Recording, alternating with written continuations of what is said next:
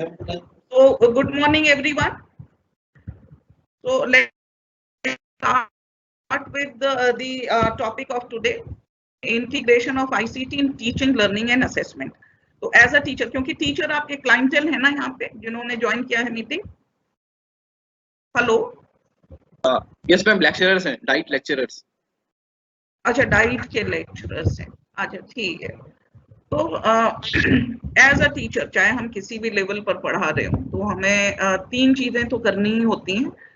Teaching, learning, assessment. हम teach भी करते हैं, हम अपने प्रोफेशनल डेवलपमेंट के लिए लर्न करते हैं, निरंतर कुछ ना कुछ नया सीखते रहते हैं, और इसके अलावा असेसमेंट भी हमें करना होता है. तो ये तीन चीजें हम देखेंगे.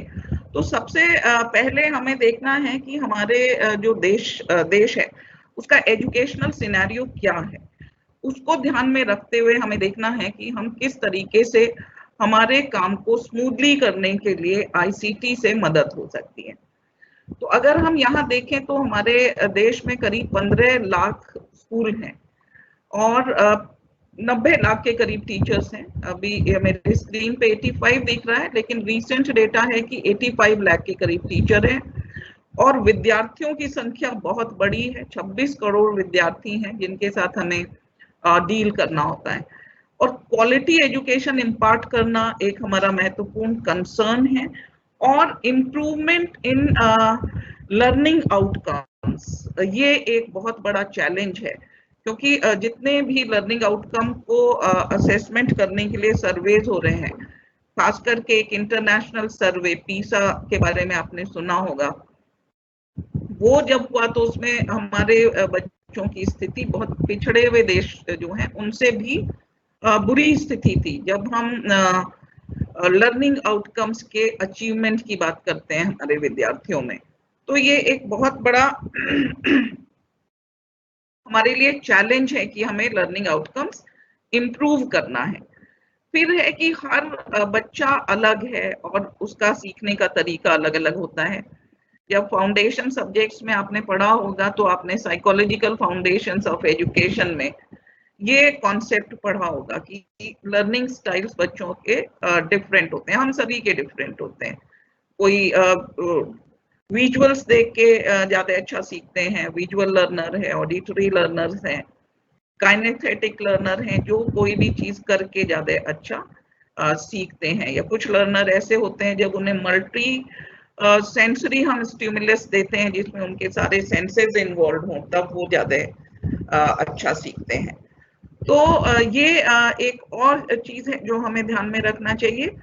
और आईसीटी के अंदर ये पोटेंशियल है कि इन चैलेंजेस को हम मीट कर सकते हैं, क्योंकि आईसीटी में वो संभावना है कि हम मल्टी सेंसरी एक्सपोजर बच्चे को दे सकते हैं, जो हम सीखने के लिए उसको सामग्री प्रदान करते हैं आईसीटी का प्रयोग करते हुए. क्योंकि ऑडियो भी हम प्रयोग कर सकते हैं, वीडियो कर सकते हैं, मल्टी मीडिया जो कंटेंट है, मल्टीमीडिया कंटेंट को भी हम बच्चों के साथ शेयर करके उसके थ्रू हम बच्चों को पढ़ा सकते हैं.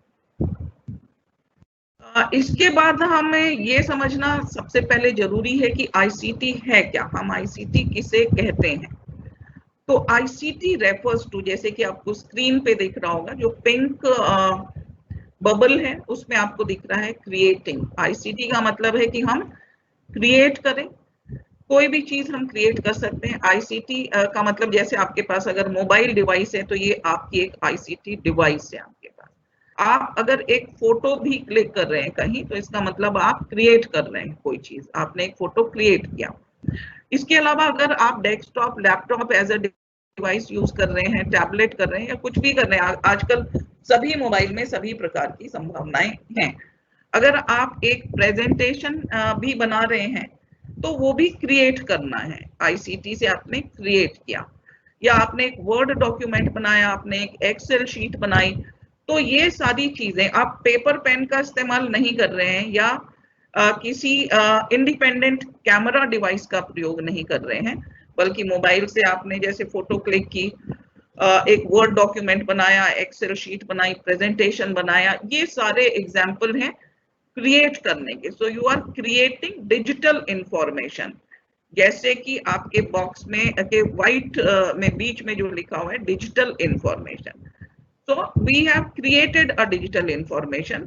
अगर हमने एक डिजिटल कैमरा से या मोबाइल कैमरा से फोटो क्लिक की, डेस्कटॉप से का प्रयोग करते हुए हमने डॉक्यूमेंट बनाया, एक्सेल बनाया, तो ये सब we have created. Then whatever we have created will be stored somewhere। अगर हम ये प्रेजेंटेशन मेरे डेस्कटॉप पे, लैपटॉप पे कहीं पर स्टोर्ड थी, तो जहां से मैंने इसको निकाला, इसी तरह से जब आप फोटो क्लिक करते हैं तो वो कहीं आपकी गैलरी में जाके या फोटोज में जाके स्टोर हो जाती है। तो डिजिटल इंफॉर्मेशन को हम आईसीटी के माध्यम से स्टोर भी करते हैं। उसके बाद है रिट्रीव। जब भी हमें जरूरत होती है, जो भी हमारी डिजिटल इंफॉर्मेशन किसी भी फॉर्म में, डॉक्यूमेंट, प्रेजेंटेशन, फोटोज के फॉर्म में है, तो हमें जब जरूरत हो तो हम उसे पुनः प्राप्त कर सकते हैं, यानी कि हम रिट्रीव कर सकते हैं। जैसे कि मैंने ये प्रेजेंटेशन मेरे सिस्टम पे कहीं सेव थी, तो मैंने उसको स्टोर्ड थी, तो मैंने उसको रिट्रीव किया। इसके बाद है मैन्युपुलेट। हम चाहें तो इसको मैन्युपुलेट भी कर सकते हैं, यानी कि इसमें अगर हमें कोई बदलाव लाना है तो वो बदलाव ला सकते हैं। कोई पिक्चर ऐड करनी है, केवल टेक्स्ट ही नहीं है, प्रेजेंटेशन में बहुत सारी चीजें होती हैं। इसी तरीके से अगर आपको अपनी फोटो को, जो आपने कोई फोटोग्राफ क्लिक की है, उसको मैन्युपुलेट करना चाहते हैं, यानी कि बहुत अच्छी क्वालिटी का फोटो आपका नहीं हुआ है क्लिक, आप उसकी लाइट को इम्प्रूव करना चाहते हैं, उसमें कुछ टेक्स्ट ऐड करना चाहते हैं, क्रॉप करना चाहते हैं, तो बहुत सारी ऐसी संभावनाएं हैं जिनको ध्यान में रखते हुए आप अपने हिसाब से उस कंटेंट को, यानी कि डिजिटल इंफॉर्मेशन को मैन्युपुलेट कर सकते हैं, उसमें बदलाव ला सकते हैं। उसके बाद क्या संभव है, या मैं इस प्रेजेंटेशन के बाद अगर ये प्रेजेंटेशन आप लोगों के साथ शेयर करना चाहूं, तो I can send this presentation to you all if I have your email IDs. तो इसमें क्या है, दूसरा डिजिटल इंफॉर्मेशन को आईसीटी के माध्यम से संभव क्या होता है, सेंड करना, कि हम कोई भी इंफॉर्मेशन बस एक क्लिक से भेज सकते हैं। हमने एक क्लिक किया और डिजिटल इंफॉर्मेशन हमने शेयर कर ली, सेंड कर दी किसी को भी। फोटो आप लोग बहुत व्हाट्सएप पे शेयर करते हैं, तो that is also sending. You have photos and you can send it. और दूसरा है रिसीविंग। बहुत सारे मल्टीपल यूजर्स, मल्टीपल क्लाइंट्स उस इंफॉर्मेशन को रिसीव भी कर सकते हैं। तो अगर आप देखें तो आईसीटी इन टोटलिटी क्या है, creating, storing, retrieving, manipulating, sending end receiving. ठीक है, तो हम नेक्स्ट स्लाइड पे चलते हैं। I think everything is everything is clear until now. और हम लास्ट में क्वेश्चंस लेंगे। Let me finish with my presentation first. तो ये हमने देखा व्हाट इज आईसीटी। इसके बाद हम देखें कि आईसीटी को हम टीचिंग लर्निंग में किस तरीके से इंटीग्रेट कर सकते हैं। तो यहाँ पर आप देखेंगे कि ये एक मॉडल है integration of ICT in teaching learning का। तो इसमें हम कहते हैं टिपैक मॉडल। यहाँ पर जो आपको दिखा रहा है, मैं अपना कर्सर लगा दी हूँ, TPACK, टिपैक मॉडल। तो ये टिपैक है क्या, तो इसमें हमें हर टीचर को, जो भी हम आईसीटी इंटीग्रेट करना चाहते हैं टीचिंग लर्निंग में, तो उन्हें कंटेंट नॉलेज तो हम मान के चलते हैं कि हमें होना ही चाहिए, और हर टीचर को कंटेंट का नॉलेज होता है। तो इसके लिए टिपैक मॉडल में एक तो कंटेंट नॉलेज, जो हमें आईसीटी पेडागोजी इंटीग्रेशन करना है यूजिंग टिपैक, तो we have to have content knowledge. उसके बाद कोई भी कंटेंट की डिलीवरी जब हम करते हैं तो हम पेडागोजी, और आप टीचर एजुकेटर्स हैं, आप एडल्ट्स को पढ़ाते हैं, तो पेडागोजी तो आप पढ़ाते हैं बच्चों को। आप जो अडल्ट्स के साथ हम यूज करते हैं टीचिंग लर्निंग मेथोडोलॉजीज, उसको हम कहते हैं एंड्रागोजी, जो अडल्ट को पढ़ाने का आर्ट एंड साइंस है। पेडागोजी है, जैसे आप बच्चों के डॉक्टर के पास जाते हैं तो हम पीडियाट्रिशियन वर्ड यूज करते हैं, तो इट इज डिराइव्ड अकॉर्डिंगली। तो पेडागोजी यानी कि छोटे बच्चों को, यंग चिल्ड्रन को पढ़ाने की आर्ट एंड साइंस, जो हमारे प्री प्राइमरी से लेके 12th तक के बच्चे, 18 इयर्स तक को हम बच्चे कहते हैं, चिल्ड्रन कहते हैं, यंग चिल्ड्रन कहते हैं, जिनको कि हम के लिए टीचिंग लर्निंग मेथोडोलॉजी जो अडॉप्ट करते हैं उसको हम पेडागोजी कहते हैं। तो ये पेडागोजी का नॉलेज होना चाहिए। और अगर आप अडल्ट लर्नर्स से डील कर रहे हैं तो you need to know andragogy, adult लोगों को पढ़ाने का साइंस एंड आर्ट। इसके बाद ये नॉलेज हमें होना चाहिए। और तीसरी चीज है टेक्नोलॉजिकल नॉलेज, जो आप ऊपर पहले पिंक वाले सर्कल में देख रहे हैं, टेक्नोलॉजिकल नॉलेज। कंटेंट नॉलेज हमें होना चाहिए, पेडागोजिकल या एंड्रागोजिकल नॉलेज होना चाहिए, और टेक्नोलॉजिकल नॉलेज होना चाहिए। तो ये है टी के, टेक्नोलॉजिकल नॉलेज टी के, कंटेंट नॉलेज सी के, और पेडागोजिकल नॉलेज पी के। तो TPACK मॉडल हम इसीलिए इसको कहते हैं। और यहाँ आप देखेंगे कि जब ये तीनों चीजों का इंटीग्रेशन होगा, हमें कंटेंट नॉलेज अप्रोप्रिएट है, पेडागोजिकल नॉलेज अप्रोप्रिएटली है, और टेक्नोलॉजिकल नॉलेज अप्रोप्रिएटली है, तभी हम ICT पेडागोजी इंटीग्रेशन करके ICT का टीचिंग लर्निंग एंड असेसमेंट में हम प्रयोग कर सकते हैं। तो ये तीनों नॉलेज का कॉम्बिनेशन होना हमारे लिए बहुत जरूरी है। कोई भी एक चीज का अगर हमें नॉलेज है, दो चीज का नहीं है, दो चीज का है, तीसरी चीज का नहीं है, तो हम इफेक्टिव लर्निंग प्लान नहीं कर सकते हैं। तो दैट इज द कंस्ट्रेंट। तो हमें ये तीनों चीजों का एक बैलेंस्ड नॉलेज होना बहुत ही आवश्यक है। इसके बाद हम देखें कि कौन कौन से हमें पैरामीटर्स, कुछ पैरामीटर्स हैं जो हमें प्रयोग करने चाहिए ICT पेडागोजी इंटीग्रेशन के लिए। तो वो पैरामीटर्स पे भी हमें खरे उतरना है और हमें उनको भी ध्यान में रखना है। तो जो पैरामीटर 1 है वो नेचर ऑफ कंटेंट है। कोई भी व्यक्ति जो ICT पेडागोजी इंटीग्रेशन करते हुए पढ़ाना चाहता है, कोई भी शिक्षक या टीचर एजुकेटर, तो हमें जो कंटेंट हम पढ़ाते हैं वो कंटेंट का नेचर पता होना चाहिए। क्योंकि जो भी पुस्तकें हम पढ़ते हैं उसमें हमें ये 4 प्रकार जो आपको देखने को मिल रहे हैं, इन 4 प्रकार का कंटेंट होता है। कुछ कंटेंट होता है जो कि फैक्चुअल होता है, यानी कि उसमें फैक्ट्स होते हैं। एग्जाम्पल के तौर पे जैसे हमें भारत में कितने राज्य हैं, कितने यूनियन टेरिटरीज हैं और उनकी राजधानियां क्या हैं, तो ये फैक्ट है, फैक्चुअल कंटेंट है। तो ये हमें पता होना चाहिए कि ये फैक्चुअल कंटेंट हमें पढ़ाना है, इससे हमें डील करना है।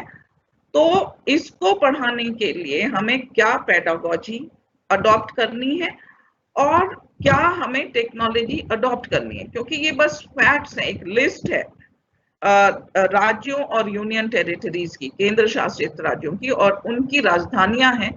तो एक पावर पॉइंट प्रेजेंटेशन की स्लाइड या एक हमारा इंफोग्राफिक टाइप का कंटेंट जो एक स्लाइड की तरह ही होता है, तो वो इसके लिए पढ़ाना, प्रयोग करना एज टेक्नोलॉजिकल रिसोर्स काफी होगा, क्योंकि ये फैक्ट्स हैं। या एक अगर हम मैप के साथ जोड़ना चाहते हैं तो भारत के नक्शे में हम इन राज्यों और राजधानियों को दिखा सकते हैं डिजिटल मैप के साथ, तो वैसे भी हम कंबाइन कर सकते हैं। तो फैक्ट हुआ। दूसरा है कॉन्सेप्चुअल। बहुत सारे हम कॉन्सेप्ट्स के साथ भी डील करते हैं, फैक्ट्स के साथ डील करते हैं, और कंटेंट जो हम हमारा जिससे सामना होता है वो कॉन्सेप्चुअल भी होता है, जहाँ की कॉन्सेप्ट होते हैं। जैसे कि पृथ्वी गोल है, ये एक कॉन्सेप्ट है। या मैथ्स में एडिशन है, सब्सट्रैक्शन है, ये कॉन्सेप्ट है। या जैसे कि हम साइंस में अलग अलग लॉज की बात करते हैं, वो लॉज जो हैं वो कॉन्सेप्ट्स हैं, उनके साथ कॉन्सेप्ट चिप है। जैसे लाइट के बारे में हम बता रहे हैं, रिफ्लेक्शन, रिफ्रैक्शन, ये सारी चीजें क्या हैं, वो कॉन्सेप्ट हैं। तो इस तरीके का जो भी नॉलेज विभिन्न विषयों में होता है वो होता है कॉन्सेप्चुअल नॉलेज या कॉन्सेप्चुअल कंटेंट। तो कॉन्सेप्चुअल कंटेंट हुआ। और दूसरा है प्रोसीजरल, कि हम कुछ सभी विषयों में प्रोसेसेस हैं हम जिनकी बात करते हैं, यानी कि प्रक्रियाएं हैं।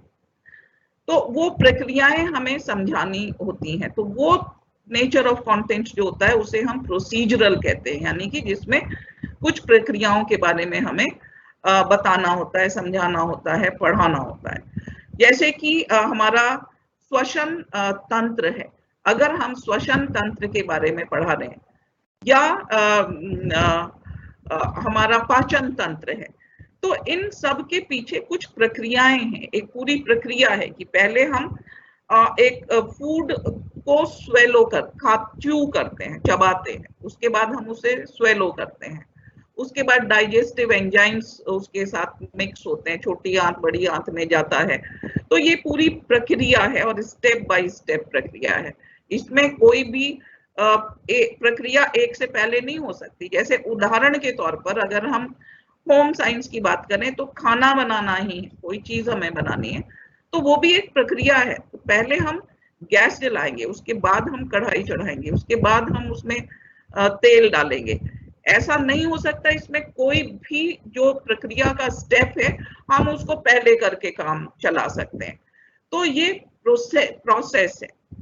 खाना बनाने का मैंने आपको एक बहुत सिंपल एग्जांपल दिया। डायरेक्ट हम जो भी तेल को गैस पे नहीं डाल सकते, हमें कढ़ाई तो चढ़ानी ही पड़ेगी, और जो भी इंग्रेडिएंट्स है वो फिर कढ़ाई में डायरेक्टली नहीं डाल सकते, कोई एक हमें उसमें वो डालना पड़ेगा जो भी हम चीज कुक कर रहे हैं। और एक मीडियम, जैसे कि ऑयल एक मीडियम होता है, एडिबल ऑयल, वो हमें डालना पड़ेगा और उसके बाद ही हम बाकी की प्रक्रिया स्टेप बाय स्टेप कर सकते हैं। तो ये इस तरीके का जो भी कंटेंट होता है, जैसे मैंने श्वसन तंत्र, पाचन तंत्र की बात करी, पृथ्वी का जो घूमना है, अपनी धुरी पे घूमना है, उसकी हम बात करें, सूर्य के चारों तरफ घूमना है, वो सब एक प्रक्रिया है। तो ये सारी चीजें हैं प्रक्रियाएं।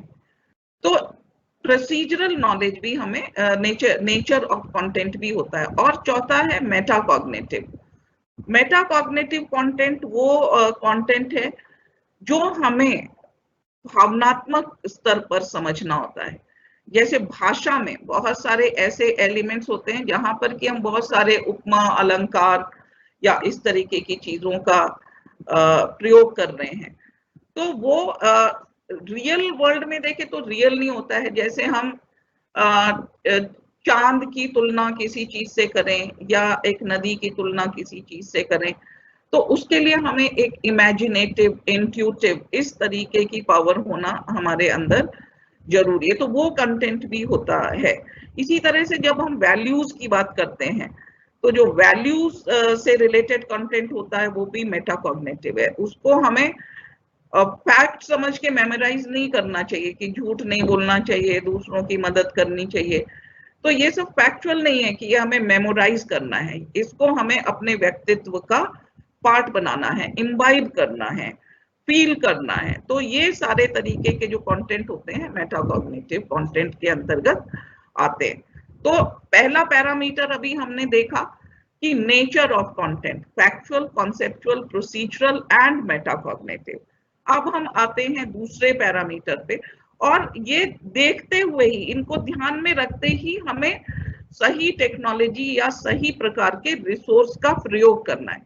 फैक्ट है तो क्या करना है, कॉन्सेप्ट है तो हमें कौन सी टेक्नोलॉजी को इंटीग्रेट करना है, प्रोसेस है उसको बताने के लिए क्या करना है, मेटाकॉग्निटिव है तो उसके लिए हमें क्या एक लर्निंग रिसोर्स का प्रयोग करना है। सेकेंड पैरामीटर है कॉन्टेक्स्ट ऑफ लर्नर। हमें अपने लर्नर के कॉन्टेक्स्ट या जिन भी परिस्थितियों में है उनके बारे में जानना बहुत जरूरी होता है। जैसे कि किस तरह के डेमोग्राफी है, यानी कि ज्योग्राफिकल लोकेशन क्या है जहां पर एक बच्चा रह रहा है। हो सकता है वहां इंटरनेट कनेक्टिविटी ही बहुत पुअर होती हो, तो हम ऑनलाइन जो हमारा तरीका है सीखने सिखाने का, उसका प्रयोग वहां बहुत मुश्किल होगा। और अगर वहां पे इंफ्रास्ट्रक्चर ही नहीं है, जो भी बच्चे की स्थिति है वहां पर मोबाइल डिवाइस ही है, तो हमें मोबाइल का प्रयोग करना पड़ेगा, मोबाइल टेक्नोलॉजी ही संभव है। तो हमें देखना है कि किस तरह के परिस्थितियों में बच्चा है, उसका कॉग्निटिव जो मेकअप है वो क्या है बच्चे का, जो बौद्धिक स्तर। तो हर बच्चे का ऑलमोस्ट हर बच्चा एक एबिलिटीज के साथ पैदा होता है, लेकिन जो चीजें हैं हम लर्न करते हैं, सीखते हैं, वो हम आसपास के पर्यावरण के हिसाब से भी चीजें सीखते हैं। अगर कोई बच्चा अपने लोकेशन से बाहर ही नहीं गया, वो कभी ट्रेन में बैठा नहीं, उसने ट्रेन देखी नहीं, तो ट्रेन उसके लिए एक एब्स्ट्रैक्ट कॉन्सेप्ट है। एरोप्लेन अगर उसने नहीं देखा है तो वो उसके लिए एक एब्स्ट्रैक्ट कॉन्सेप्ट है।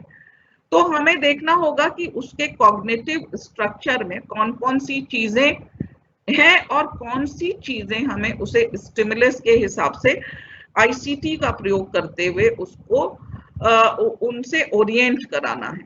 ये तीसरा चीज है साइकोलॉजिकल, कि बच्चे का साइकोलॉजिकल मेकअप क्या है, क्योंकि हमें डिफरेंट एबिलिटीज वाले बच्चे मिलते हैं। एक तो इससे ये निहितार्थ है अगर हम साइकोलॉजिकल बात कर रहे हैं, और दूसरा ये भी होता है कि जिन परिस्थितियों में बच्चा है उस हिसाब से बच्चे का एक साइकोलॉजिकल मेकअप को बच्चे के वो चीजें भी इम्पैक्ट करती हैं। तो ये हमें देखना है। और दूसरा, बच्चा किस स्तर का है, कि अगर हम स्कूल के बच्चे को पढ़ा रहे हैं तो वो प्राइमरी का है, अपर प्राइमरी का है, सेकेंडरी का है या सीनियर सेकेंडरी का है, उसी हिसाब से हमें उसके लिए कंटेंट का चयन करना है। तीसरा है अफेक्टिव, यानी कि भावनात्मक बच्चे का जो मेकअप है वो क्या है किसी विशेष परिस्थिति में। अगर हम अभी देखें कि ये पेंडेमिक सिचुएशन में, क्योंकि बहुत सारी एक्टिविटीज से बच्चे डिप्राइव्ड हैं और केवल घरों तक ही सीमित हैं, तो भावनात्मक स्तर पर भी उन्हें हमें सपोर्ट करने की जरूरत होती है। उसको भी हमें ध्यान में रखना होता है जब बच्चे के लिए हम कोई लर्निंग प्लान बनाते हैं। और इसी तरह सामाजिक, तो बच्चे का सामाजिक आर्थिक जो स्तर है वो क्या है, ये भी हमें ध्यान रखना है कि बच्चे का पूरा कॉन्टेक्स्ट समझना हमें जरूरी है। तभी हम अप्रोप्रिएट मेथोडोलॉजी यानी कि पेडागोजी और अप्रोप्रिएट टेक्नोलॉजी और अप्रोप्रिएट कंटेंट का चयन कर सकते हैं। ये पैरामीटर 2 है, कॉन्टेक्स्ट। तीसरा पैरामीटर है मेथड्स ऑफ टीचिंग लर्निंग, कि हमें टीचिंग लर्निंग की जो विभिन्न विधियां हैं, प्रविधियां हैं, उनके बारे में नॉलेज होना चाहिए। और जब भी हम किसी विधि का चयन करते हैं या प्रविधि का चयन करते हैं तो उसमें हमें ध्यान रखना है कि जो भी कंटेंट का जो भी हम पढ़ाने जा रहे हैं उसका ऑब्जेक्टिव क्या है, उसके लिए हमें कंटेंट क्या चयन करना है, हमारे लर्नर कौन है और हमारे पास कौन कौन से रिसोर्सेस उपलब्ध हैं। तभी उस मेथड के हिसाब से हम एक लर्निंग प्लान का चयन कर सकते हैं। जैसे कि हमने अगर प्रोजेक्ट मेथड का चयन किया है और हम उस बच्चे को इंटरनेट बेस्ड रिसोर्सेज सिलेक्ट करने के लिए बोलते हैं कि आप ये रिसोर्सेज ढूंढिए और चयन करके लाइए, लेकिन अगर बच्चे के पास वो सुविधा है ही नहीं तो वो बच्चा उस एक्टिविटी को नहीं कर पाएगा। तो उस सब कॉन्टेक्स्ट को ध्यान में रखते हुए ही हमें ऑब्जेक्टिव का चयन करना है, कंटेंट को समझना है, अपने लर्नर को समझना है और रिसोर्सेज की उपलब्धि क्या है ये देखना है। तो पैरामीटर 3 हमने देखा। इसके बाद ये चौथा पैरामीटर है कि हमें आईसीटी के जो टेक्नोलॉजिकल टूल्स और ई रिसोर्सेज क्या क्या हैं और उनका हमें किस तरीके से चयन करना है, ये चौथा पैरामीटर है। पहला पैरामीटर हमने देखा कि नेचर ऑफ कंटेंट क्या है, दूसरा बच्चे का कॉन्टेक्स्ट, तीसरा हमें मेथड्स और चौथा टेक्नोलॉजिकल टूल्स और ई कंटेंट की जानकारी। तो इसमें है कि ई कंटेंट हमें अप्रोप्रिएटली सिलेक्ट करना है। वो किस तरह से, उसके लिए भी क्राइटेरिया है कि ई कंटेंट का हम चयन किस प्रकार से करेंगे। यानी कि ये सारी चीजें मीडिया, अगर हम कोई ऑडियो मीडिया हम इसको कह रहे हैं, अगर हमें किसी ऑडियो का चयन करना है या ऑडियो है तो audio is a media, video media, multimedia media है, और भी जितने प्रकार के डिजिटल कंटेंट है वो सब मीडिया है जिसको हम अपने प्लान में इंटीग्रेट करते हैं। तो उसको सिलेक्शन करने का क्राइटेरिया क्या होना चाहिए? सबसे पहले हमें देखनी है अवेलेबिलिटी, कि जिस का मीडिया का हम चयन करना चाहते हैं वो अवेलेबल है या नहीं है कहीं। ऐसा नहीं हो कि जैसे हमने कंटेंट एनालिसिस किया कि नेचर ऑफ कंटेंट का, कि फैक्चुअल है, कॉन्सेप्ट कंसेप्चुअल है, प्रोसीजरल है या मेटाकॉग्निटिव है, तो उसको ध्यान में रखते हुए जिस मीडिया का हम चयन करना चाहते हैं वो अवेलेबल है या नहीं। अगर अवेलेबल नहीं है तो हो सकता है हमें वो एक गैप एरिया है जिसके ऊपर हमें कंटेंट क्रिएट करना है। दूसरा, अवेलेबल तो है लेकिन एक्सेसिबल नहीं है, यानी कि वो हमारी पहुंच में नहीं है, उसके साथ कोई कॉपीराइट इशू है या कोई भी और इशू है, या वो बहुत महंगा कंटेंट है, फ्रीली उपलब्ध नहीं है, तो इसका मतलब है तो कोई चीज मीडिया एग्जिस्ट तो करता है लेकिन वो हमारे लिए अवेलेबल नहीं है। मान लीजिए हम कोई एक छोटी मूवी दिखाना चाहते हैं, फिल्म दिखाना चाहते हैं, लेकिन वो फिल्म फ्री नहीं है, हमें कुछ पैसा पे करना पड़ेगा तब हम एक्सेस कर सकते हैं, या कोई डॉक्यूमेंट है या कोई पिक्चर है, फोटोग्राफ है, लेकिन वो कॉपीराइटेड है, तो इसका मतलब हम उसको प्रयोग करना रिस्ट्रिक्टेड है उसका। तीसरी चीज मीडिया सिलेक्शन के लिए हमें देखना है कि वो जो भी हम मीडिया का सिलेक्शन कर रहे हैं, चयन कर रहे हैं, वो रिलायबल होना चाहिए और वैलिड होना चाहिए। तो उसकी रिलायबिलिटी और वैलिडिटी हमें देखनी है कि जो कंटेंट को पढ़ाने के लिए वो मीडिया बना है, उस कंटेंट को पढ़ाने के लिए वो रिलायबल या वैलिड है या नहीं।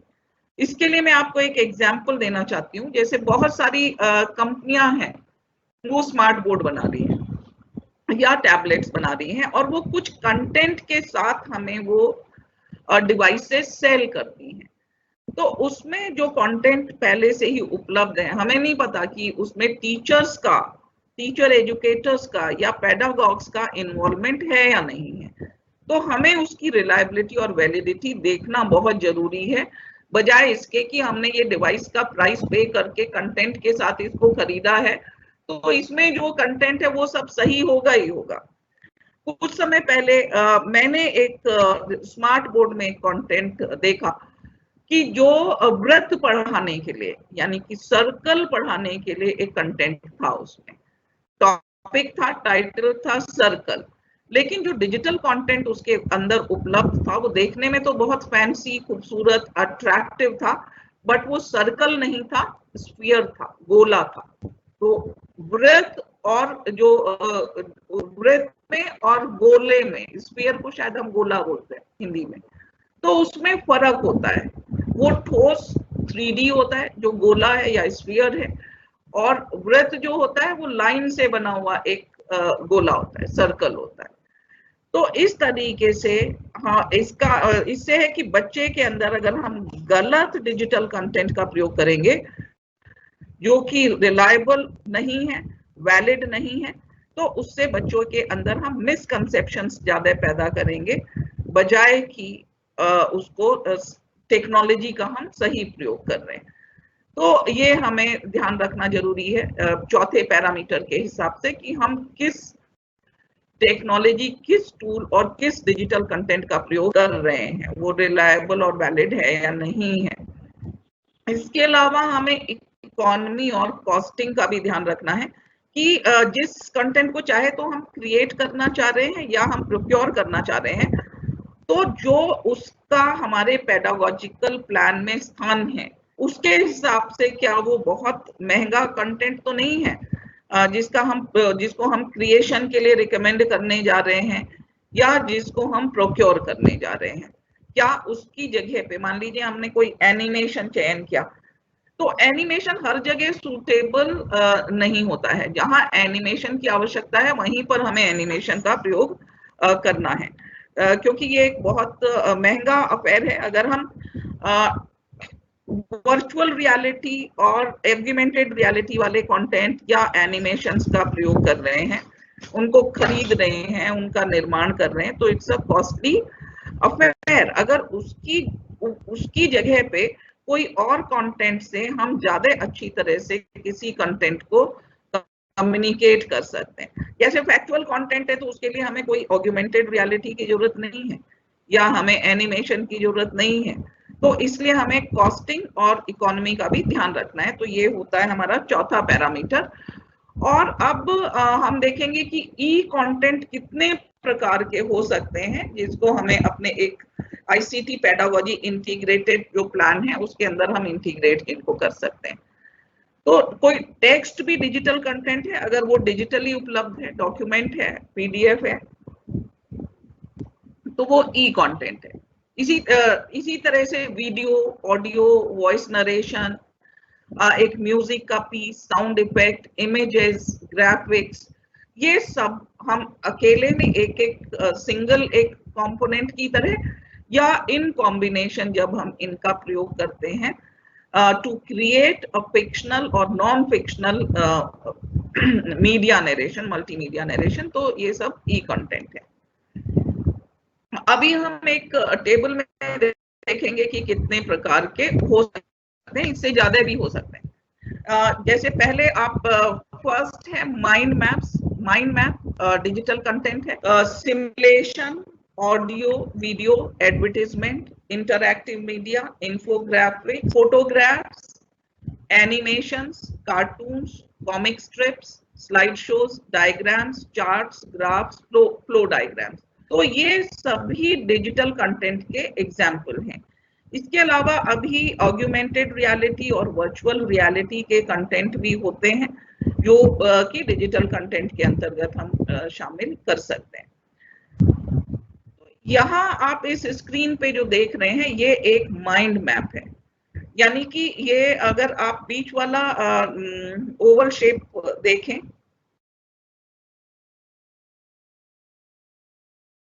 तो यहाँ लिखा है, मेरा कर्सर है यहाँ पे, लिविंग ऑर्गेनिज्म, यानी कि ये लिविंग ऑर्गेनिज्म को हम कॉन्सेप्ट को किस तरीके से ऑर्गेनाइज कर सकते हैं। अगर हमें पढ़ाना है, ये टीचर ने मान लीजिए क्रिएट किया है माइंड मैप, तो वो किस तरीके से इस कॉन्सेप्ट को ऑर्गेनाइज करता है, उनका अपना सोच क्या है, कैसे वो इसको एक माइंड मैप के रूप में क्रिएट करते हैं। अब येलो जो ये हैं, आप इसमें देखेंगे कि इसको 4 भागों में आगे विभाजित किया गया है कि लिविंग ऑर्गेनिज्म में ग्रोथ कैसे होती है, reproduction, awareness of their surroundings and metabolism. तो ये 4 चीजें हमें लिविंग ऑर्गेनिज्म के बारे में डिस्कस करनी है। उसके बाद हम एक एक करके कि लिविंग ऑर्गेनिज्म में रिप्रोडक्शन कैसे होता है, तो फर्दर हम उसकी ब्रांचेस और सब ब्रांचेस बताते जा रहे हैं। तो इस तरह से एक माइंड मैप टोटलिटी में कवर करता है।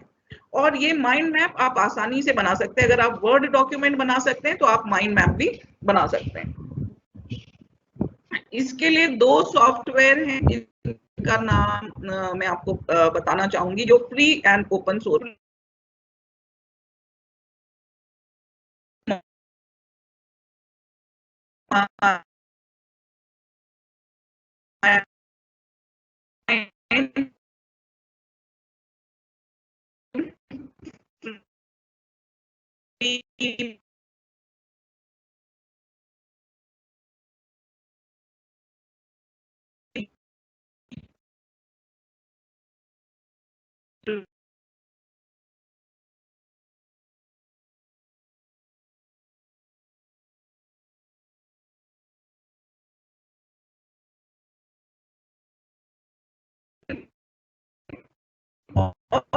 और भी होंगे। हाँ,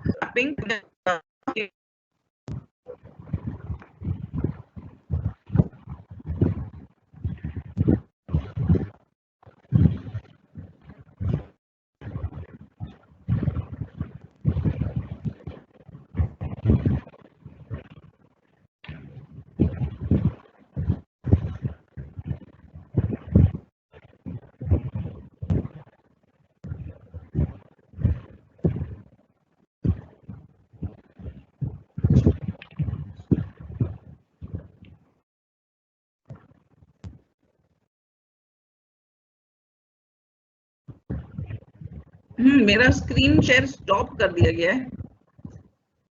स्क्रीन शेयर जो मैं कर रही थी, इट इज स्टॉप्ड।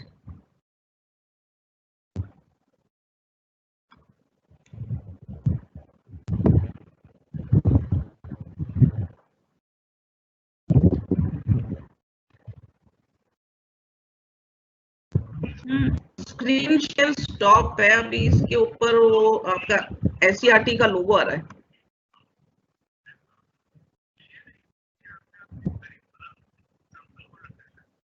अच्छा, यहाँ मेरे स्क्रीन पे नहीं दिख रहा है। हाँ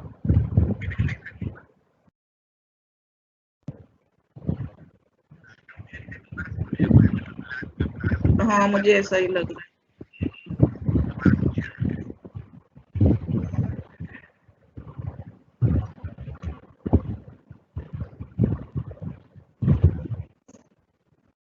ठीक है, अभी आ गया। Okay, thank you Tanveer. ये इसमें अमीबा है जो एक सिंगल सेल ऑर्गेनिज्म होता है, उसमें पाचन किस तरीके से होता है, तो ये पूरा एक सिमुलेशन की तरह रन करता है जो अभी स्क्रीन पे नहीं हो पा रहा है। तो ये एक और एग्जांपल है डिजिटल कंटेंट का। ये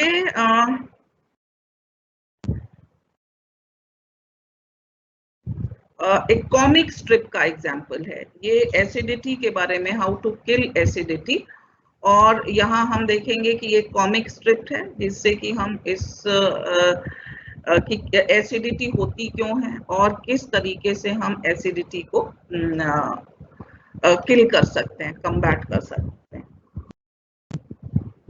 तो कॉमिक स्ट्रिप के माध्यम से ये पूरा प्रोसेस बताया गया है। तो ये कॉमिक स्ट्रिप का एक एग्जांपल है। यहाँ हम देखें कि एक आप इमेज देख रहे हैं जिसमें बहुत सारे किचन यूटेंसिल्स छिपे हैं। तो प्राइमरी के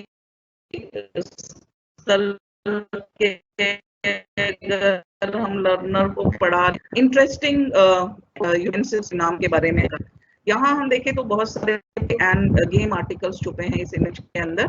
तो अगर हमें स्पोर्ट्स के बारे में, गेम्स के बारे में, इंडोर आउटडोर गेम के बारे में बताना है और इससे हम कितनी भी प्रकार की लर्निंग की तरफ अपने विद्यार्थियों को ले जा सकते हैं। जैसे कि अगर हमें किसी किन किन खिलाड़ियों ने मेडल जीते हैं किन किन इवेंट्स में, वो भी हम इसके बारे में बात कर सकते हैं। गेम्स के और रूल्स के बारे में भी बात कर सकते हैं, प्ले आर्टिकल्स के बारे में भी बात कर सकते हैं। तो जिस तरीके से भी हम लर्निंग ऑर्गेनाइज करना चाहें, इस इमेज के अराउंड हम लर्निंग ऑर्गेनाइज कर सकते हैं। इसके बाद ये आप एक इमेज देखेंगे तो इसके अंदर प्री हिस्टोरिक पीरियड को दर्शाया गया है जिसमें कुछ मॉडर्न एलिमेंट्स। तो ये एक गेमिंग को हमने इंट्रोड्यूस कर रहे हैं किसी कॉन्सेप्ट के साथ या किसी विशेष समय के साथ। तो एक हम गेमिफिकेशन का कॉन्सेप्ट भी इसके अंदर अगर ले आते हैं तो कोई भी समझना, सीखना, जानना और ज्यादा इंटरेस्टिंग हो। देखें एक है वाटरफॉल फॉर्मेशन कैसे होता है, झरने का निर्माण किस तरह से होता है, उसके बारे में ये एक,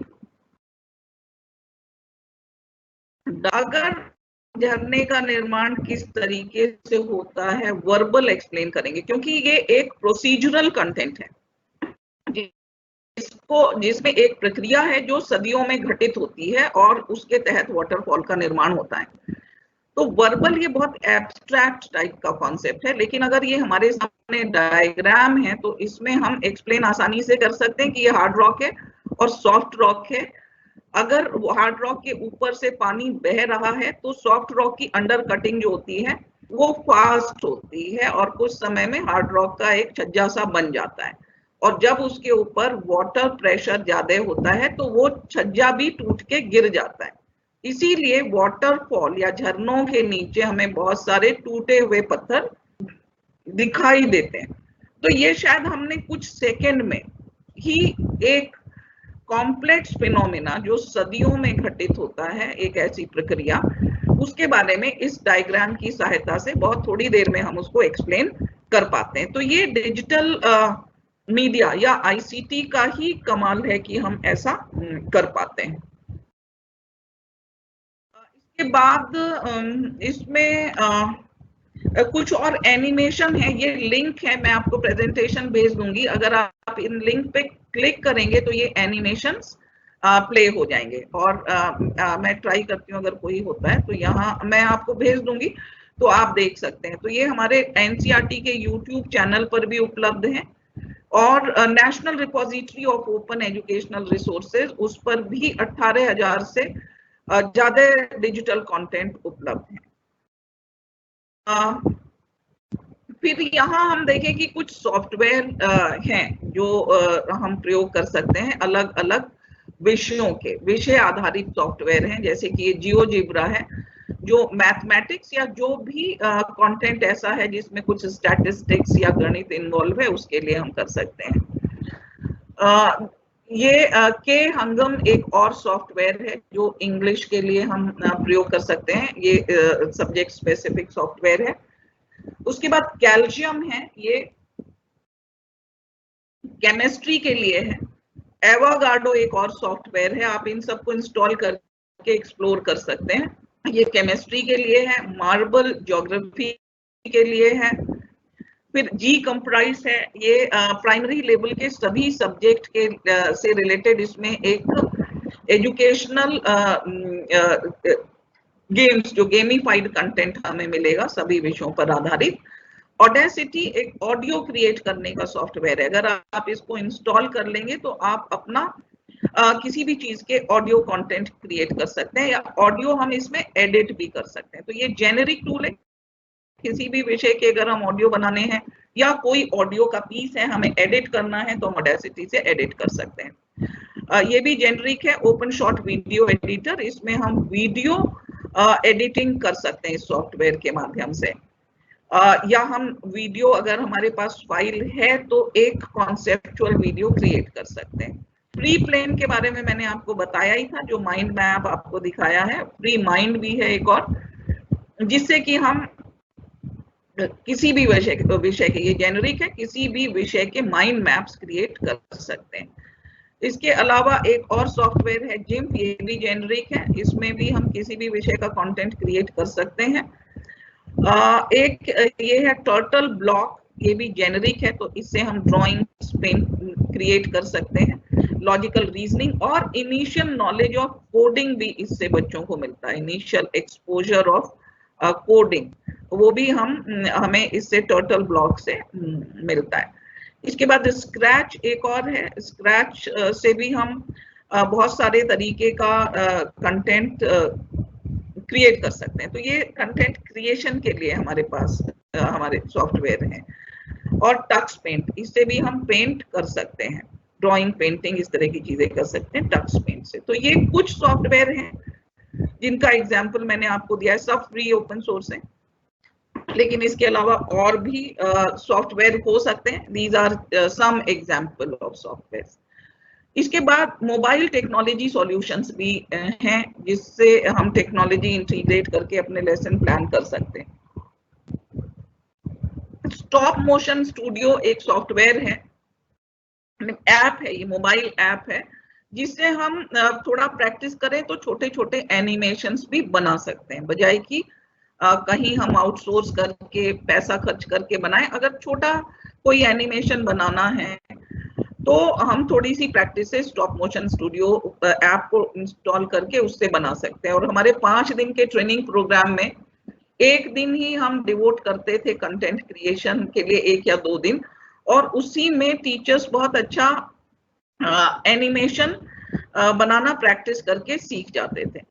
इसके अलावा एक अगला मोबाइल ऐप है क्यूअर। तो क्यूअर एक ऑग्यूमेंटेड रियलिटी ऐप है, इससे क्यूअर ऐप आप इंस्टॉल कर सकते हैं और क्यूअर वेबसाइट पे जाके आपको कुछ स्केचेस मिलेंगे अलग अलग एजुकेशनल कॉन्सेप्ट के ऊपर, जैसे वॉल्केनो हो गया, वॉल्केनिक इरप्शन किस तरह से होता है उसका एक स्केच मिलेगा, और इस तरह के बहुत सारे।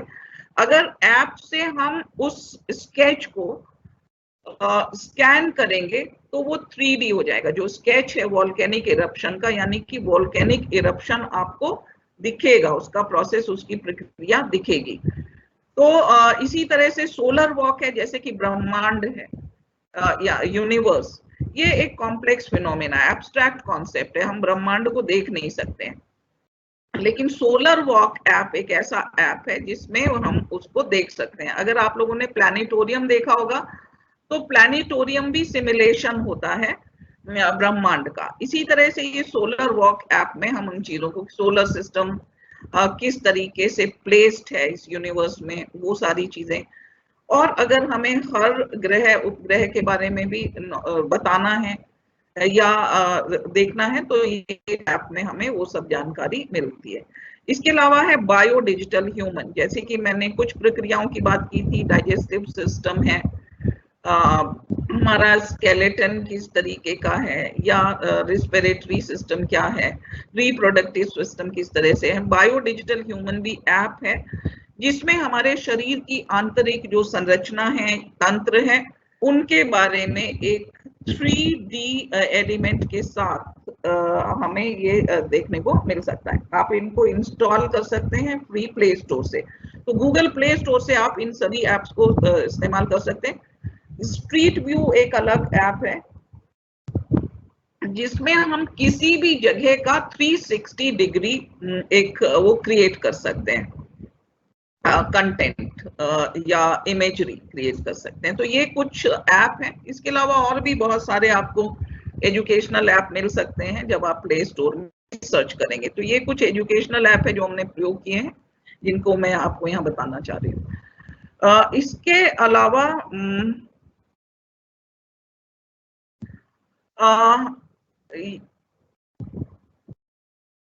ये एक और ऐप है काहूट, जिससे हम क्विजेस क्रिएट कर सकते हैं, इंटरैक्टिव क्विजेस, और पूरी क्लास को उस क्विज में हम इंगेज कर सकते हैं। ये जब आप एक्सप्लोर करेंगे, क्योंकि यहाँ ये एक वर्चुअल हम सेटअप में बातचीत कर रहे हैं, तो अभी डेमोन्स्ट्रेशन में इसमें टाइम लगता है, पर kahoot.it पे आप जाइए तो वहां पर आप जितने चाहें क्विजेस क्रिएट कर सकते हैं। और क्लासरूम में अगर मोबाइल डिवाइस हमारे पास है तो हम ये जो क्विजेस हैं उसको इंगेज कर सकते हैं उनके साथ क्लास को। तो इसको हम एक रिकैप्चुलेटरी एक्टिविटी की तरह भी कर सकते हैं कि हमने पूरा कॉन्सेप्ट पढ़ाया और क्या आपने सीखा। अगर हम रिकैप्चुलेट करें उसको, तो क्विज के माध्यम से अगर रिकैप्चुलेट करते हैं तो वो बहुत इंटरेस्टिंग हो जाता है। तो ये जो आपको यहाँ पे क्विज के कुछ लिंक्स दिख रहे हैं, ये इस प्रेजेंटेशन पर बेस्ड ही हैं। जो इस प्रेजेंटेशन से आपने क्या सीखा, अगर हम इसको प्ले करें तो वो हमें साथ के साथ ही फीडबैक मिल जाता है। तो यहाँ मेरी प्रेजेंटेशन खत्म होती है। Thank you very much. और अगर आपके कोई सवाल हैं तो आप सवाल भी पूछ सकते हैं।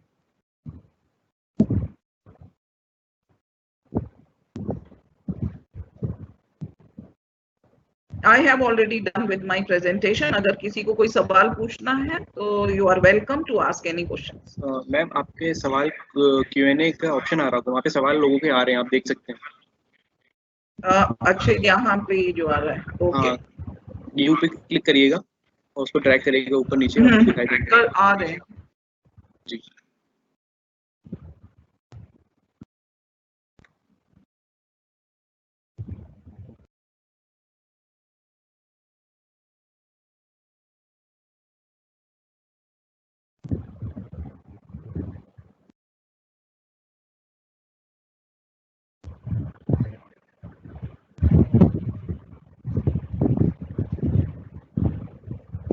एक सवाल अभी दिखा मुझे, ज्यादातर तो गुड मॉर्निंग ही था उसमें, और कुछ कुछ क्योंकि देर से शुरू हो रहा था इस बारे में बातचीत थी। कोई एक ऐसा प्लेटफॉर्म बताइए जिसमें कि मैं एक रजिस्ट्रेशन, बस इतना ही आया, पूरा क्वेश्चन नहीं दिख रहा मुझे कि क्या सवाल है। ये है सिद्धार्थ नगर से सतीश कुमार। अगर वो अपना रिपीट करना चाहे क्वेश्चन तो, क्योंकि मुझे समझ में नहीं आ रहा क्वेश्चन में क्या प्लेटफॉर्म बताना है जिसमें कि मैं आप थोड़ा सा नीचे करेंगे तो उनका दूसरा क्वेश्चन आया है। अच्छा,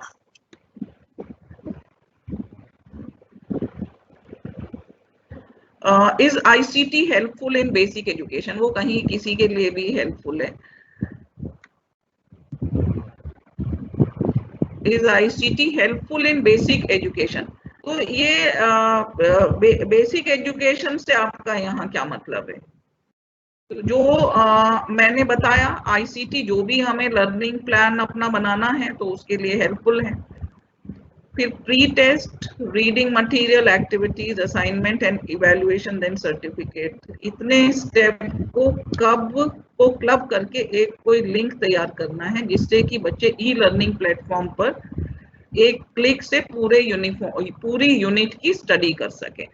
इसके लिए आपको ना LMS की हमें जरूरत होती है, लर्निंग मैनेजमेंट सिस्टम। अगर आप एक ही प्लेटफॉर्म पे, क्योंकि अभी आप फेस टू फेस तो पढ़ा नहीं रहे हैं, ऑनलाइन के माध्यम से आप जुड़े हुए हैं, तो इसके लिए आपको एक लर्निंग मैनेजमेंट सिस्टम, जैसे कि मूडल है, एक प्री लर्निंग मैनेजमेंट सिस्टम है, उस पर आप लेसन्स भी क्रिएट कर सकते हैं, असेसमेंट की एक्सरसाइजेज भी क्रिएट कर सकते हैं, प्री टेस्ट भी क्रिएट कर सकते हैं, पोस्ट टेस्ट भी क्रिएट कर सकते हैं, और अभी अपने सभी लर्नर्स का पोर्टफोलियो भी क्रिएट कर सकते हैं। इसके अलावा आप अभी माइक्रोसॉफ्ट टीम्स से हम जुड़े हुए हैं, और एक जब आपका ईमेल आईडी है तो उसमें साइड में आप देखते हैं कि वो 9 डॉट्स हैं, उनके ऊपर आप क्लिक करेंगे तो आपको बहुत सारे और गूगल टूल्स जो हमें अपनी जीमेल आईडी के साथ फ्री मिलते हैं, वो हमें मिलते हैं। तो गूगल क्लासरूम एक टूल है। अगर हमने गूगल क्लासरूम पे भी हम एक वर्चुअल क्लास क्रिएट कर सकते हैं, और उस वर्चुअल, सतीश कुमार धवन जी का ये क्वेश्चन है, अगर हमने वर्चुअल क्लासरूम एक क्रिएट कर लिया है तो उसमें हम ये सारी एक्टिविटीज कर सकते हैं, प्री टेस्ट भी कर सकते हैं, रीडिंग मटेरियल भी शेयर कर सकते हैं, असाइनमेंट्स भी शेयर कर सकते हैं, और उनके साथ हम असेसमेंट भी वहां पर हम कैरी कर सकते हैं। तो ये सारे स्टेप्स एक प्लेटफॉर्म पर अगर आपको करने हैं तो उसके लिए आपको एक LMS पे अपनी क्लास क्रिएट करनी पड़ेगी, यानी कि लर्निंग मैनेजमेंट सिस्टम आपको उसमें लेना पड़ेगा। रोज रोज के अगर आप व्हाट्सएप से कंटेंट शेयर कर रहे हैं तो उसमें हम सिंक्रोनियस असिंक्रोनियस माध्यम से डे टू डे के लेसन्स तो कर सकते हैं, लेकिन इतने ऑर्गेनाइज्ड तरीके से हम ये नहीं कर सकते हैं। एक पूरा क्लासरूम में हम जितनी एक्टिविटी करनी होती है वो LMS में ही कर सकते हैं। लेकिन जो हमारे देश का सिनेरियो है, स्थिति है, इंफ्रास्ट्रक्चर सभी के पास नहीं है, हमारे लर्नर्स के पास, कि उनके पास अनइंटरप्टेड इंटरनेट सप्लाई है। तो सबसे ज्यादा अच्छा, तो अगर आपके क्लासरूम के बच्चों के पास ये सुविधा उपलब्ध है तो आप एक LMS में क्लास क्रिएट कर सकते हैं। नहीं तो हमें नॉन इंटरनेट बेस्ड टेक्नोलॉजीज को भी एक्सप्लोर करना है, जैसे कि अभी NCERT में हम कर रहे हैं। इस स्थिति में डिजिटल एजुकेशन की नीड को एड्रेस करने के लिए DTH, TV, रेडियो, ये सारे नॉन इंटरनेट बेस्ड टेक्नोलॉजीज को भी हम लास्ट माइल चाइल्ड तक पहुंचने के लिए जब तक नहीं एक्सप्लोर करेंगे तब तक हम सब बच्चों तक नहीं पहुंच सकते। लेकिन जिन बच्चों के साथ सुविधा है तो आप एक LMS में वर्चुअल क्लास उनके साथ क्रिएट कर सकते हैं। ये I think I have address.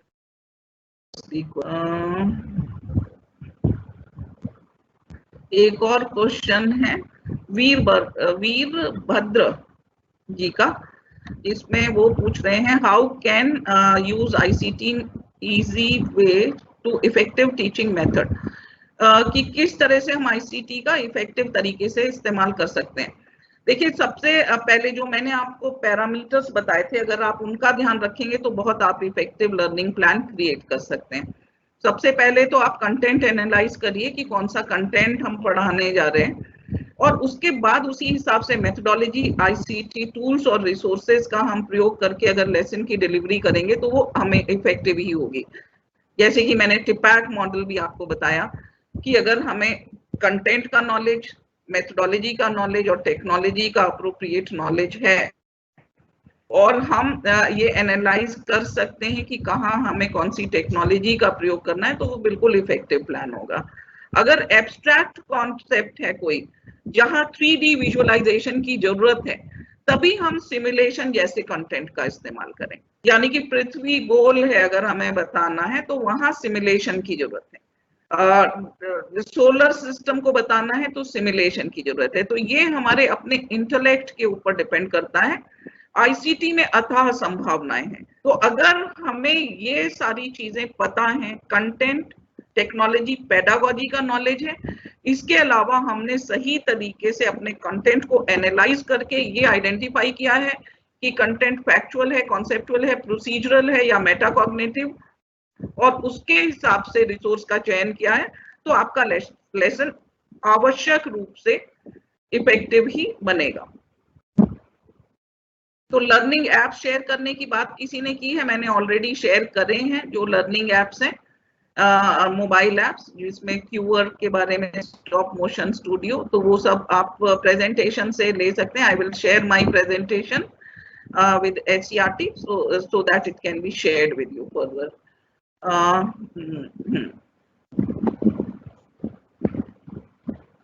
Is interest of the learner affect the selection of ICT tool? देखो लर्नर की दिक्कत नहीं है, लर्नर तो हमारे ICT सेवी हैं ही, क्योंकि वो नेटिव हैं, टेक्नोलॉजी के साथ पैदा हुए हैं। जरूरत है जो हम अडल्ट्स हैं, क्योंकि हम माइग्रेंट हैं इनटू द टेक्नोलॉजिकल वर्ल्ड, तो हमें अपना इंटरेस्ट डेवलप करना है एज टीचर्स। लर्नर्स तो हमेशा इंटरेस्टेड होते ही हैं ICT के अंदर, तो हमें अपनी कैपेबिलिटीज हैं उनको हमें इनहेंस करना है। और ऐसा नहीं है कि हम सभी हैं, आजकल टेक्नोलॉजी का प्रयोग सब कर रहे हैं, लेकिन हमें अपने माइंड को उस तरीके से ट्रेन करना है कि टीचिंग लर्निंग असेसमेंट को हम कैसे ज्यादा इम्पैक्टफुल बना सकते हैं, उसमें हमें अपना इंटरेस्ट पैदा करना पड़ेगा। तो व्हाट इज सिमुलेशन, एक क्वेश्चन है। सिमुलेशन होता है कि जैसे कोई एब्स्ट्रैक्ट कॉन्सेप्ट है उसको नियर टू रियल जो भी कंटेंट डिपिक्ट करता है, एक near to real image. Real तो वो, जैसे मैंने ब्रह्मांड की ही बात करी, ब्रह्मांड में जो एस्ट्रोनॉट बनेगा वही जाके देख सकता है, वो भी पूरा नहीं, उसका भी हम पार्ट देखते हैं क्योंकि वो अनंत है। लेकिन जैसे प्लैनेटोरियम्स होते हैं वो हमें नियर टू रियल इमेज देते हैं। इसके अलावा जो मैंने आपको एक ऐप के बारे में बताया, वो ऐप भी अगर है तो it is giving you a near to real image of a abstract phenomena. इसी तरीके से जैसे मैंने एक ऐप क्यूअर ऐप के बारे में बताया और आपको एक एग्जांपल दिया था वोल्केनो, तो 3D हमें दिखने लगता है कि किस तरह से वोल्केनिक इरप्शन होता है, तो वो भी एक नियर टू रियल हमें किसी एब्स्ट्रैक्ट कॉन्सेप्ट के बारे में 3D विजुअलाइजेशन जो भी कंटेंट कराए, तो दैट इज सिमुलेशन। अच्छा, बीच में किसी को आवाज नहीं आ रही थी, वो लिखा हुआ है, so now the question is irrelevant.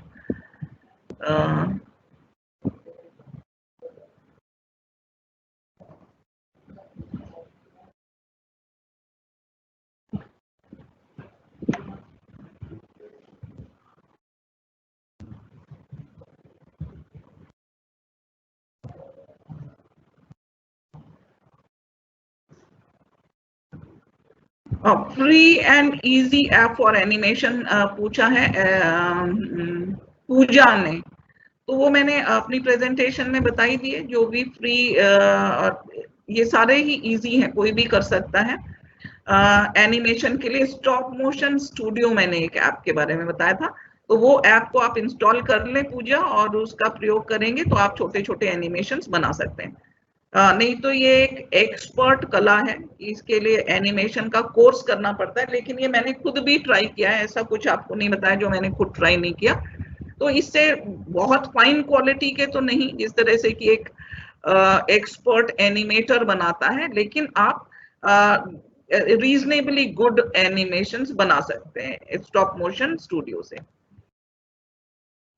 ये है हिमांशु पांडे ने एक सवाल पूछा है, integration of technology in teaching learning method is assessed to beneficial for learning outcomes, but apart from the above, education status in India is not considerable for new innovations.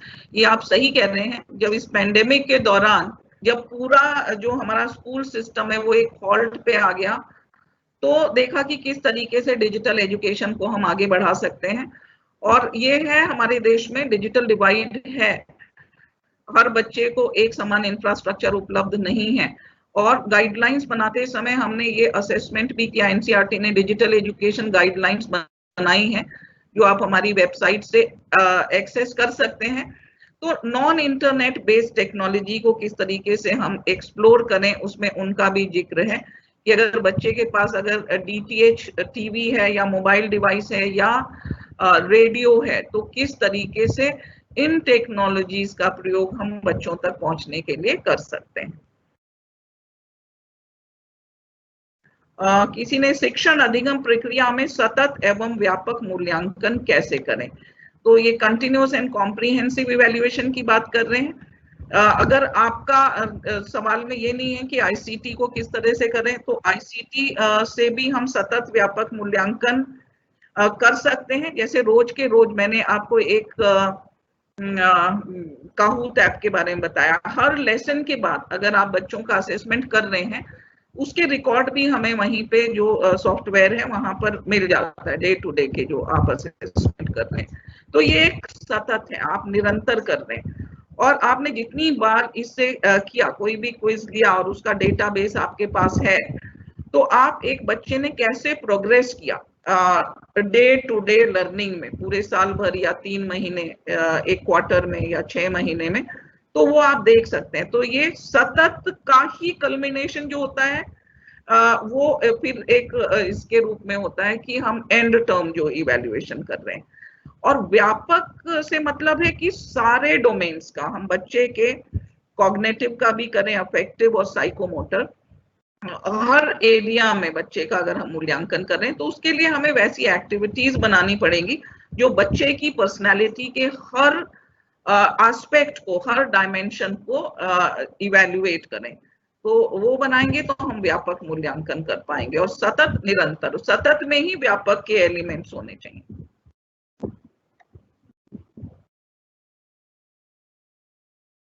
फिर किसी ने एनिमेशन का ही पूछा है, जो मैंने आपको बता दिया, ये एक ऐप है जिससे हम बना सकते हैं। माइंड मैप का किसी ने पूछा है, तो माइंड मैप के लिए भी मैंने बता दिए हैं आपको। Free mind, free plane, 2 software बताए थे। हाँ, ये सतीश कुमार धवन का ही क्वेश्चन है, वो सेम है जो मैंने एलएमएस की बात करी, उसी से रिलेटेड है, या दोबारा उन्होंने पूछा है कि registration, pre test, post test हम किस तरह से करते हैं। I have already explained this question कि आप एक एलएमएस में ये सारी एक्टिविटीज एक साथ कर सकते हैं। प्रेजेंटेशन शेयर करने के लिए मुझसे कहा गया है, तो presentation I will share.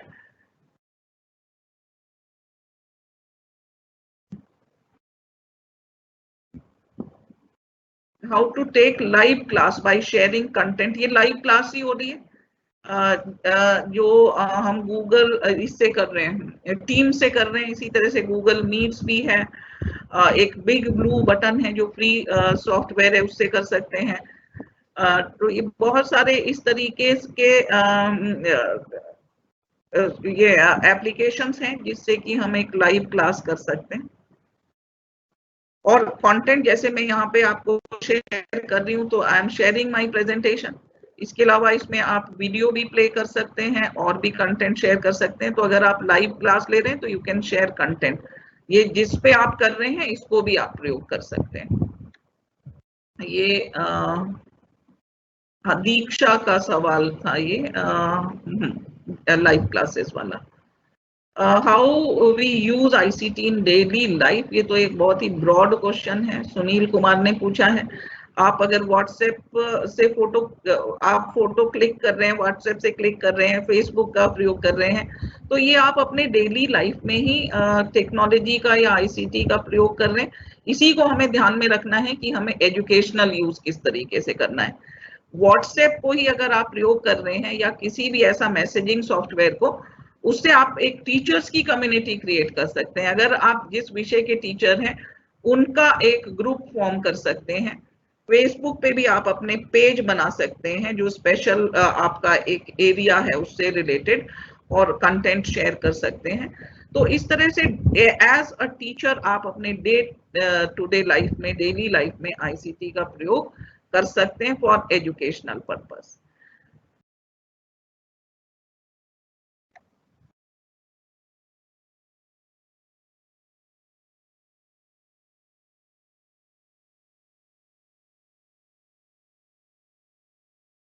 How much use of ICT किसी ने पूछा है। जहां भी आवश्यकता हो वो हम आईसीटी का वहां प्रयोग करें, लेकिन अगर आपका मतलब ऑनलाइन क्लासेस से है तो बच्चों का स्क्रीन टाइम उनके एज के हिसाब से तय होता है। ये आप डिजिटल एजुकेशन की गाइडलाइन अगर एनसीईआरटी की वेबसाइट पे देखेंगे तो उसमें रिकमेंडेड है। प्री प्राइमरी अगर हमारा है, पेरेंट्स से ही बात करेंगे, आधा घंटे का सिंक्रोनियस कम्युनिकेशन। और सिंक्रोनियस और असिंक्रोनियस में बैलेंस होना भी बहुत जरूरी। सिंक्रोनियस यानी कि जैसे अभी हमारा कम्युनिकेशन है, इट्स सिंक्रोनियस कम्युनिकेशन, जब हम रियल टाइम में एक दूसरे के साथ बातचीत कर रहे हैं। असिंक्रोनियस अगर हम कंटेंट शेयर कर लेते हैं और फिर ऑनलाइन आते हैं थोड़े टाइम के लिए, तो ये सिंक्रोनियस और असिंक्रोनियस का बैलेंस है। तो वो भी पेरेंट्स से हमें बातचीत करनी है। और अगर हम फर्स्ट टू 8 के लर्नर की बात करें तो उनके लिए रिकमेंडेड स्क्रीन टाइम यानी कि सिंक्रोनियस कम्युनिकेशन जो है वो है 30 या 45 मिनट के हम 2 क्लासेस करें, और बाकी हम असिंक्रोनस कम्युनिकेशन के माध्यम से उनसे केवल कंटेंट शेयर करें। उसको देख के पढ़ के बच्चे आए, और सिंक्रोनियस कम्युनिकेशन में हम उनके डाउट क्लियरेंस के लिए रख सकते हैं। और सेकेंडरी और सीनियर सेकेंडरी के लिए 35 टू 45 मिनट्स के 4 सिंक्रोनियस सेशंस हम कर सकते हैं। बाकी समय में हम उनके साथ कंटेंट शेयर कर सकते हैं और उसी पर आधारित ऑनलाइन सेशंस ले सकते हैं। तो ये बैलेंस बहुत जरूरी है। ये मैंने शायद दूसरे सवाल का जवाब इसी के अंदर दे दिया। निधि ने पूछा है प्री प्राइमरी लेवल के लिए कोई है इम्प्रूव करने के लिए, तो आप उसमें जो मैंने सॉफ्टवेयर एप्लीकेशन जेनरिक बताए हैं उस लिस्ट के अंदर आपको मिल जाएंगे प्री प्राइमरी के लिए भी। और आप ऐप स्टोर में देखें तो बहुत सारे आपको इस तरह के लर्निंग के सॉफ्टवेयर मिल जाएंगे। मेटाकॉग्निटिव के बारे में किसी ने पूछा है, तो मैंने शायद एक्सप्लेन किया था। मेटाकॉग्निटिव आपको समझना है तो आप एक शॉर्ट फिल्म देखिए, दूसरा जोड़ा। तो एक इजिप्शियन फिल्म है जो ऑस्कर अवार्ड विनिंग है, टाइम ड्यूरेशन इसका बस 4 मिनट है। तो आप उसको देखेंगे और उसमें किसी भी डायलॉग का प्रयोग नहीं किया गया, लेकिन जो भावना है वो आप तक पहुंचती है। मैंने एक्सप्लेन करते समय बताया था, लेकिन आप ये मूवी देखिए तो आपको समझ में आ जाएगा मेटाकॉग्निटिव कंटेंट क्या होता है। एनिमेशन के बारे में बहुत पूछा है, वो मैंने ऑलरेडी बता दिया। ये प्रैक्टिकल ट्रेनिंग की बात कर रहे हैं कि नैप के लिए प्रैक्टिकल ट्रेनिंग किस तरह से करने। देखिए आईसीटी टूल सॉफ्टवेयर, उसमें जितना आप प्रैक्टिस करेंगे उससे आती है, बहुत आपको ट्रेनिंग की जरूरत नहीं है। और हर जगह एक HYP सॉफ्टवेयर भी है जिससे आप इंटरैक्टिव कंटेंट कर सकते हैं। तो कई जगह ट्यूटोरियल्स भी होते हैं कि कैसे हम उनका प्रयोग करें। तो जितना आप उसके अंदर जाएंगे उतना आपको उसकी प्रैक्टिकल ट्रेनिंग हमें ही करना होता है। एक सेशन से हमें कोई भी चीज नहीं आती है, या एक 5 दिन की ट्रेनिंग के बाद आपने कुछ सॉफ्टवेयर और ऐप से इंट्रोड्यूस किया और बस उसके बाद आपने उसको प्रैक्टिस नहीं किया तो वो हम भूल जाते हैं। तो इसलिए जितने भी मैंने आपको मोबाइल एप्लीकेशंस बताए हैं, ये प्रज्ञा का सवाल है आगरा से, तो जो भी आपको बताए हैं इनको आप बहुत ही आसान है, इनके लिए कोई ट्रेनिंग की जरूरत नहीं।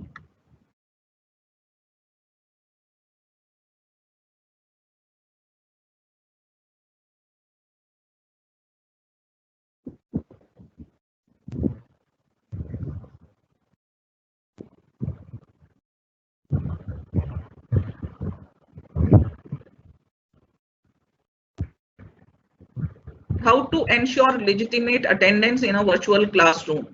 जो आपके पास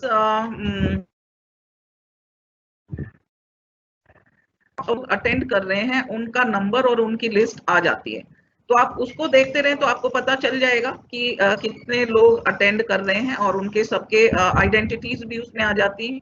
तो ये हम देख सकते हैं।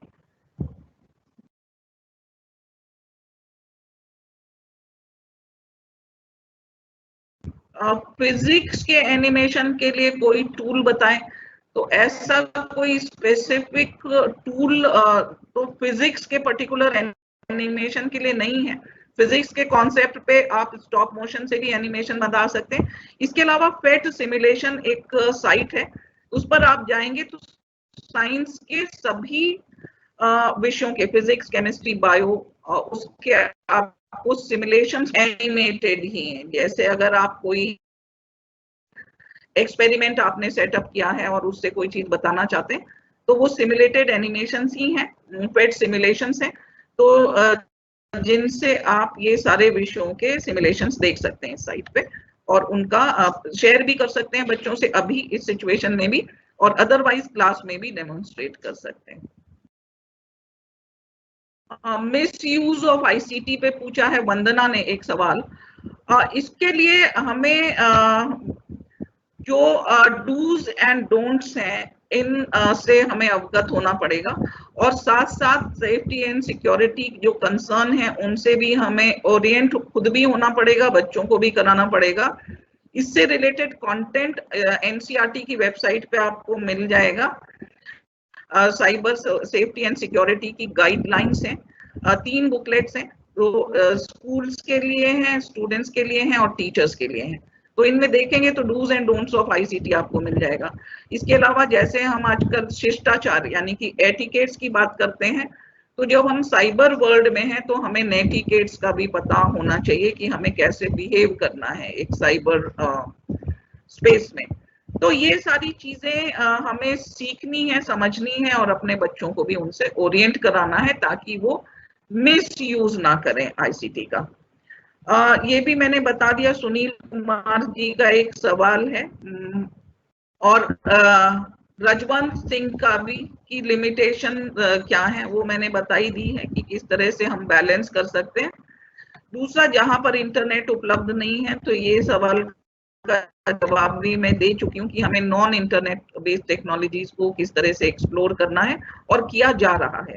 तो सबके साथ 1+1 चैनल की भी अभी बात हो रही है, टीवी चैनल की, क्योंकि ये नॉन इंटरनेट बेस्ड टेक्नोलॉजी है, DTH TV technology.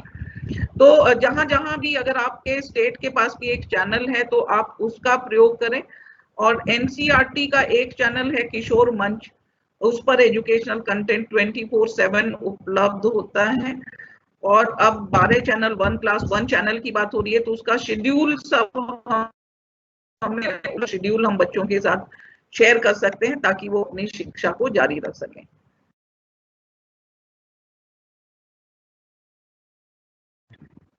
Can we create our own imagined figure sketch by any of the software? हाँ, बिल्कुल कर सकते हैं। जो भी ड्राइंग और उसके सॉफ्टवेयर मैंने आपको बताया, जेम्प और ये सब, उसमें आप कर सकते हैं।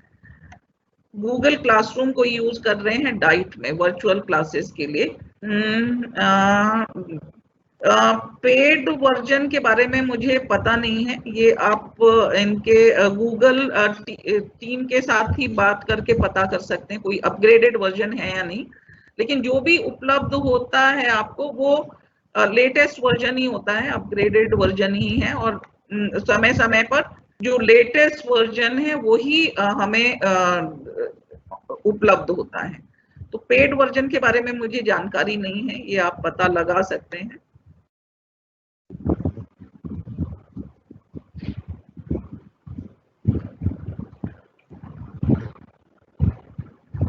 गूगल क्लासरूम के बारे में बताया है, अपना कमेंट्स हैं कुछ।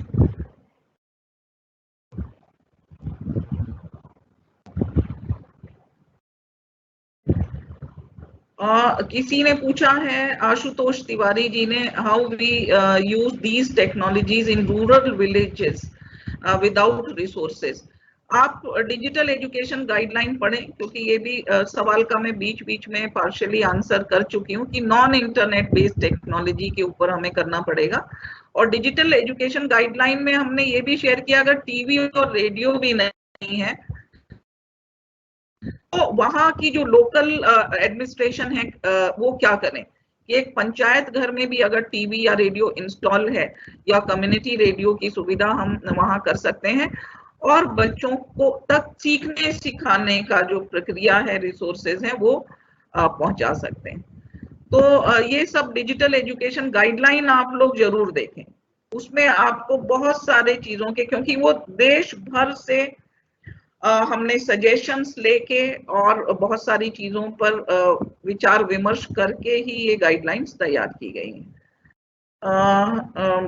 मनीषा तेवतिया जी ने प्रेजेंटेशन की डिमांड की है। You will get the presentation, I have already told you.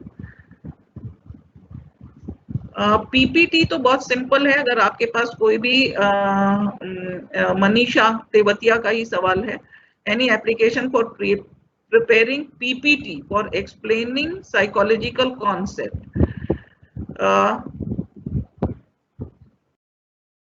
PPT तो कोई भी जो आपका इसके साथ जो आपको ऑफिस पैकेज मिलता है उसके साथ भी मिलता है। गूगल में भी आपको गूगल शीट्स आप क्रिएट कर सकते हैं।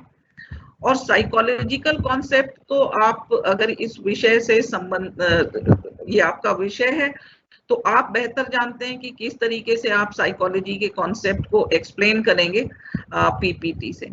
तो इससे रिलेटेड जो भी अगर आपके पास ऑडियो वीडियो इन्फोग्राफिक्स वो है वो आप एम्बेड करिए, कॉन्सेप्ट मैप बनाइए कि आप कौन सा कॉन्सेप्ट पढ़ा रहे हैं, उसको कैसे आप इलेबोरेट करेंगे और उन सब कॉन्सेप्ट और सब कॉन्सेप्ट के लिए कौन सी टेक्नोलॉजी अप्रोप्रिएट है, तो वो चयन आपको स्वयं करना पड़ेगा।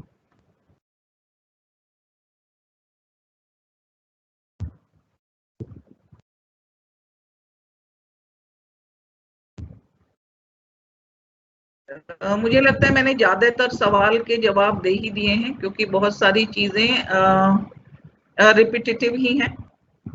Can we stop here? Yes ma'am, जैसा आप चाहें। अगर कोई और स्पेसिफिक क्वेश्चन है जो नहीं हुआ तो बताइए, नहीं तो बहुत सारी चीजें मैंने ऑलरेडी कवर कर दी हैं जो लोगों ने सवाल पूछे। और एक मेरा सलाह यही है कि एक तो डिजिटल एजुकेशन गाइडलाइंस और एक एनसीईआरटी ने अल्टरनेटिव एकेडमिक कैलेंडर बनाया है, उनको देखें। तो इस परिस्थिति में, इस पैंडेमिक सिचुएशन में उसमें बहुत सारी एक्टिविटी ऐसी बनाई हुई है जो सिंक्रोनियस असिंक्रोनियस कम्युनिकेशन के माध्यम से करा के हम सीखने सिखाने की प्रक्रिया जारी रख सकते हैं। अल्टरनेटिव एकेडमिक कैलेंडर और digital education guidelines.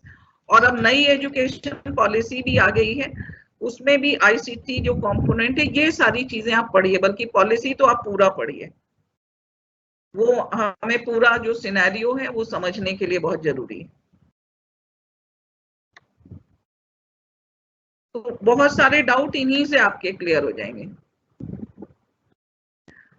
Currently is NCERT running online ICT learning program for teacher। हाँ, कंटिन्यूअस प्रोफेशनल डेवलपमेंट के लिए रोज NCERT एक सेशन कर रहा है, 4 से 5 उसका समय होता है, जिसमें ICT बहुत सारे ICT टूल 100 से ज्यादा सेशंस हो चुके हैं टीचर्स के लिए और 100 से ऊपर। ये टीवी पे भी आता है कोहेरेंस के लिए, लाइव टेलीकास्ट भी इसका होता है उसी समय में, और यूट्यूब पे लाइव स्ट्रीमिंग भी होती है। तो ये प्रोफेशनल डेवलपमेंट के लिए ये चल रहा है एनसीईआरटी का, और आप इससे लाभ उठा सकते हैं। आईसीटी से संबंधित अगर आपको सीखना है टूल्स एंड सॉफ्टवेयर, बहुत सारे 100 से ऊपर अभी तक किए जा चुके हैं। I think I have done with all the questions also. Can I leave the meeting now? Thank you very much. Thank you everyone. Thank you for putting such relevant questions. बहुत ही relevant questions थे, and I really enjoyed answering the questions also and making presentation. Thank you. Thank you, ma'am. Shall I leave the meeting? Yes, ma'am. Okay. Thank you.